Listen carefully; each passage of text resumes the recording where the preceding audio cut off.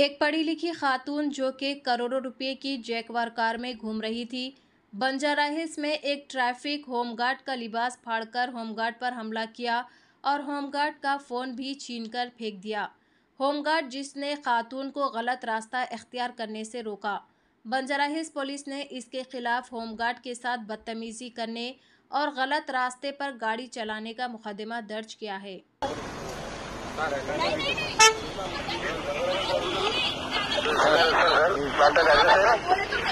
Control from एसए बंजारा एलेनु ड्राइवर के हाथ छोड़ दो। आप क्या करो, फोटो लो और डालो।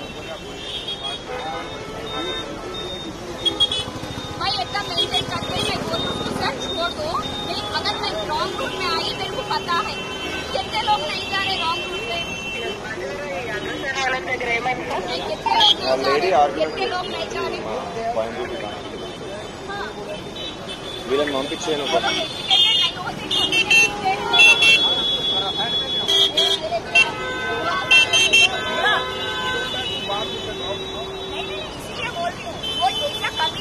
कैसा बात करेगा, गलत है ना।